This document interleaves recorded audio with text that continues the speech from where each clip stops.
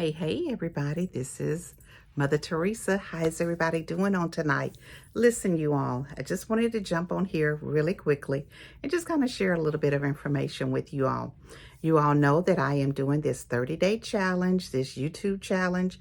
I am really trying to build my channel and build my channel by getting more subscribers, getting those watch hours in, those 4,000 watch hours that it just seems like it's never ending. But guess what? We can do it. Everybody who is taking this challenge, you all are doing an amazing job. I have to say this because I think the more that we can encourage one another to stay on this track, and let's just get in here and just be here for the long haul. As I think about, my presence on YouTube, it is very different because, and I say very different because one of the things that I am definitely used to as a mental health professional is doing a lot of talking, but also doing a lot of listening. And the thing about YouTube is that I have to remind myself that the listening part is on the other end when you all share your comments. And I love getting your comments because it lets me know that I'm either on the right track or I am veering off to something that I need to kind of get myself back in the middle of. But let me just tell you all, one of the things, and I have to always say too, being a part of the, 60 plus community, we all have our life experiences. And I shared with you all, if you are listening to me the other day, I talked to you all a little bit about my being a teenage mom and all of the things that go along with that. But, one of the things that I'm just going to touch on a little bit today, and this is not necessarily what I was planning on talking about, but I'm going to just go ahead and jump right into it because I think that it can definitely help somebody. One of the things that I do realize is that it is our experiences that make us unique, especially the older crowd. We have definitely a lot of life experiences that hopefully it would be a help to some of the younger generation. And one of the young ladies that I had the pleasure of meeting while doing my 30-day YouTube challenge, she was talking about the older women, being able to give advice and just holding space for the younger women. And I told her that's exactly what God had asked me to do or told me to do several years ago when I was kind of going through some things.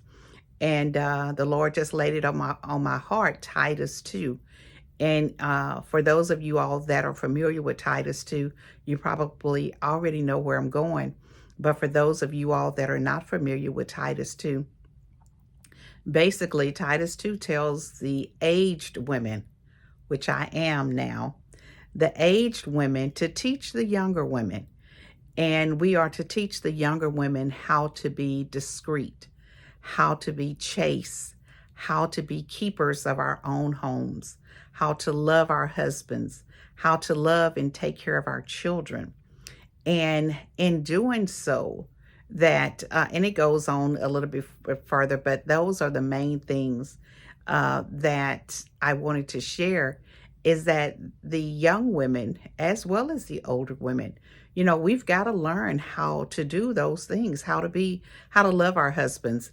For those of you all who also follow me, or if you're new to my channel, first of all, welcome. I've been married to my husband for 40 years. And I'm going to keep saying that because I want you all to understand that it is possible. It is possible to meet someone at the age of 14. However, my husband and I met each other long before we were 14. We grew up in the community together. but we started dating when we were 14 years old, and we were married by the time we were 20. We had our first child together while we were in high school, and we've been married over 40 years. Now, I can't say that all 40 of those years have been wonderful years, because we've had some bad times, but it's nothing that we could not work out, and it wasn't so bad that we left, each other. You know, we've had our ups and downs just like any married couple. But I do believe that God put us together and he intends for us to remain together. But let me just go back and let me just say the reason why I share that is because sometimes people find it hard to believe that we are still married or that we've been married this long. And I won't say that it is something that is impossible. You think about your grandparents, or I think about my grandparents and my husband's grandparents. They were more married for 60 years, or longer. So it is not impossible. But so I'm going to keep talking about that. What I wanted to share with you all a little bit on my conversation, kind of going back to my conversation from yesterday or the day before, is that, being a single mom, being a teenage mom, it can be very hard. It can be very difficult. But with the right family support, it is definitely doable. And I wanted to add another little um, angle to my story that I was sharing. And I feel like this is probably going to be just a lot of my stories. Thank God I have lots of stories to tell.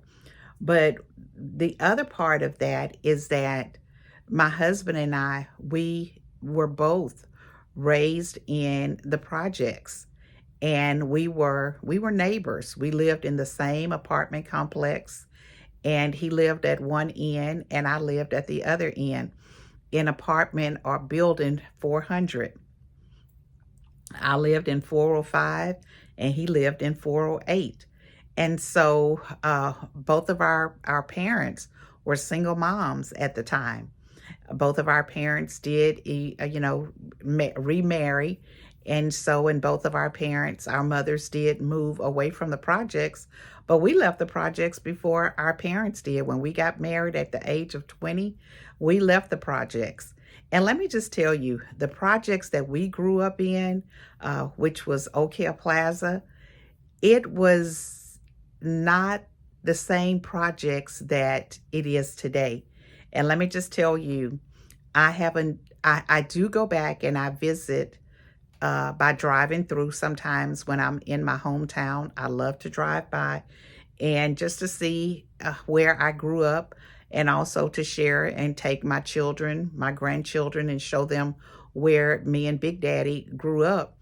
And of course, they always have lots of questions about where we grew up. And I try to tell them, that it was more of a community. It was more of a community that some of my best friends, my childhood friends, they lived there along with me, and my siblings, my brothers and my sisters, some of their friends that they still have today. That's where we met them, in Oak Hill Plaza. And again, my mom was very strict, so it wasn't, for the girls, we didn't get out of the house a whole lot.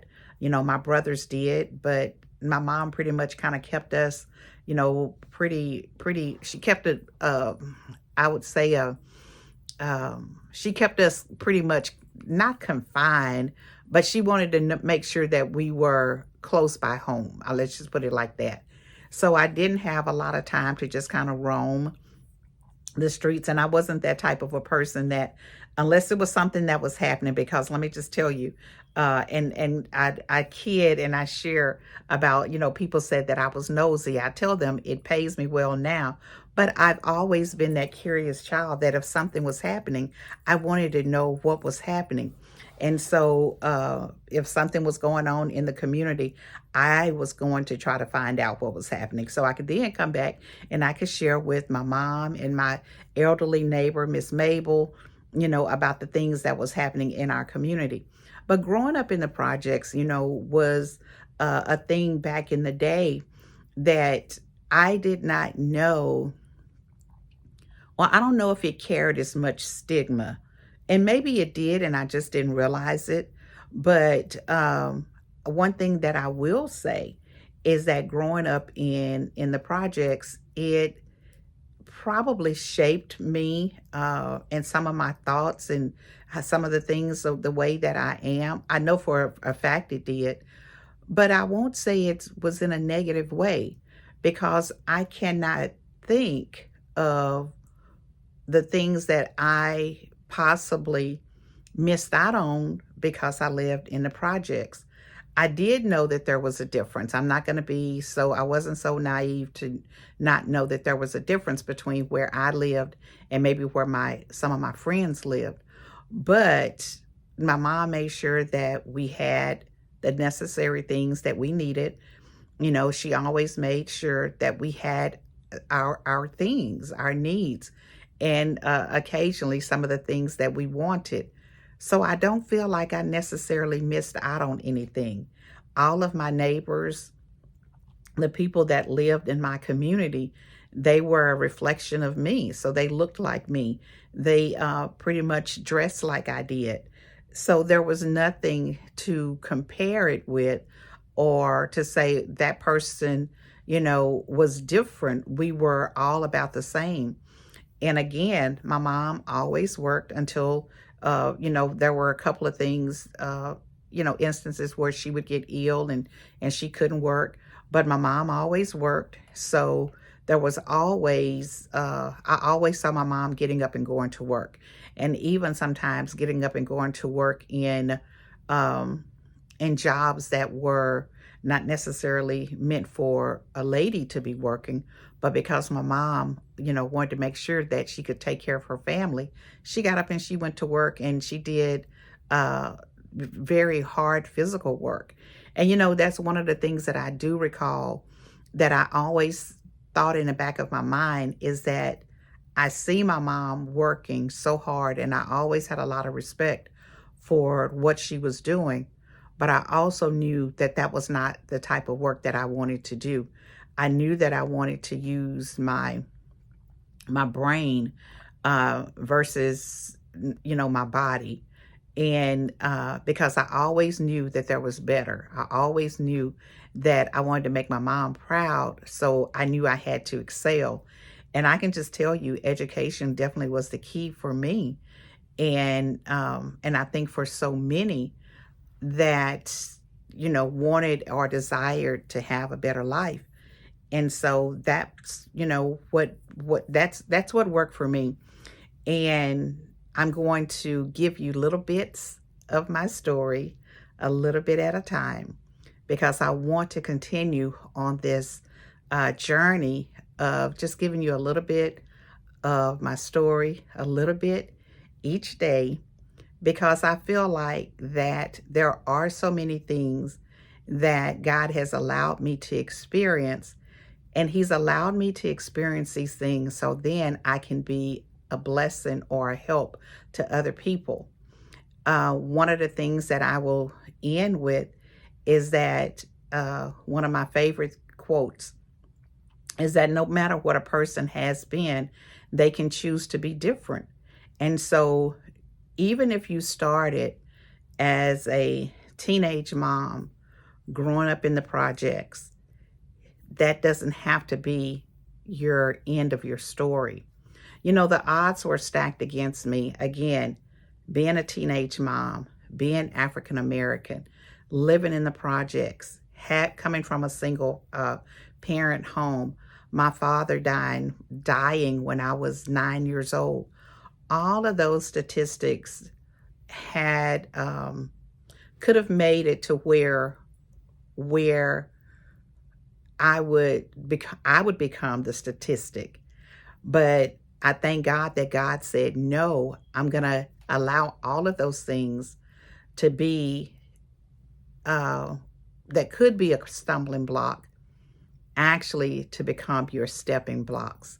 And so I'm grateful for that. I am so very grateful that God allowed, or he saw fit. He showed me so much favor, and he continues to show me favor, and that he has allowed me to live what I call a grand life.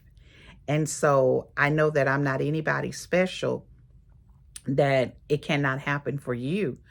And so I just want to encourage everybody that no matter where you are, no matter what circumstances that you may be in right now, uh, that's not how your story has to end, because you can choose to be different. You can choose to be better.